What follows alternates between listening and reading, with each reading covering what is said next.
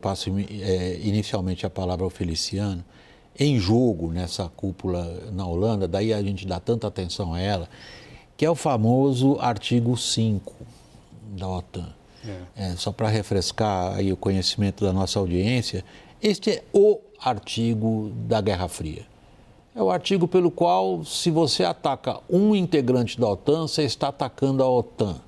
Portanto, inversamente, a OTAN sempre acudirá qualquer um dos seus integrantes que sofra um ataque. É o artigo 5.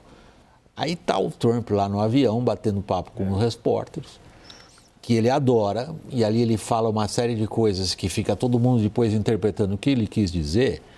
E hoje ele diz o seguinte: tem muita definição do que é esse artigo 5. E diz aos repórteres assim: vocês sabem disso, né? Quer dizer, eu estou comprometido em ser amigo desses amigos. Agora, ele deixa em dúvida, mesmo os europeus eventualmente chegando a esse nível de gastos com defesa, se o artigo 5 vale para os Estados Unidos.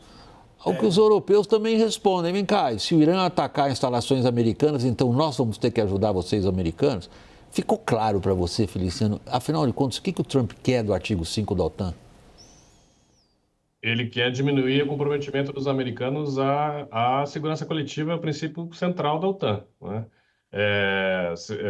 Se você olhar essa, como o Lorival estava falando, assim, o governo Trump, ele tem essa percepção de que você precisa fazer esse pivô para a Ásia, né? Que é os americanos pararem de gastar tantos recursos militares na Europa do Leste e no Oriente Médio, que é contraditório com o que a gente viu essas últimas semanas, para fazer esse pivô para a Ásia. Portanto, você precisa diminuir esse comprometimento, né? E também tem uma tática de negociação, quer dizer, ele vai lá, o objetivo principal do Trump é fazer com que os europeus assumam esses 5% de gastos, né? E ele coloca na mesa de negociação: olha, vamos discutir o próprio artigo 5. Se ele realmente vai defender o artigo 5 até o último, em uma situação de limite, a gente não sabe, mas ele coloca a discussão do artigo 5 como uma forma de pressão para que os europeus também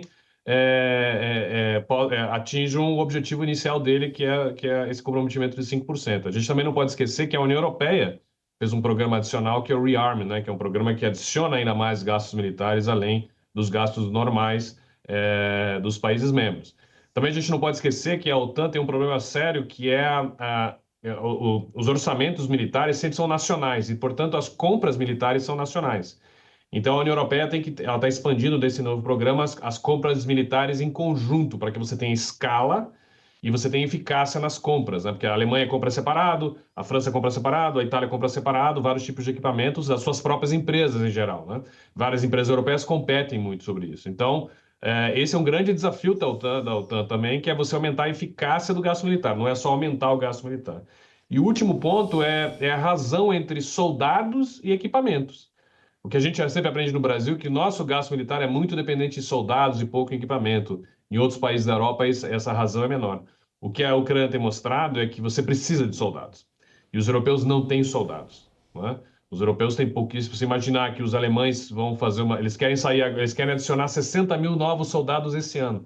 Você precisa fazer toda uma nova rede de salários, com benefícios, convencer a sociedade, os alemães jovens a entrar nas Forças Armadas, uma sociedade que é muito rica, que tem emprego, que eles têm outras opções de vida. Então, esse é um outro grande desafio da OTAN, que é aumentar o número de soldados, né? Porque os exércitos regulares de toda a Europa são muito pequenos. E a Rússia hoje, a despeito de tudo, consegue produzir quase 3 vezes mais munição, que é a arma central da guerra da Ucrânia, é munição, do que a Europa toda junta. E a Rússia tem uma economia que em relação à União Europeia, é 1/3 da economia da União Europeia. Então, os europeus têm um problema sério de eficácia, de coordenação entre eles. A OTAN pode ajudar ou pode atrapalhar, depende da posição americana.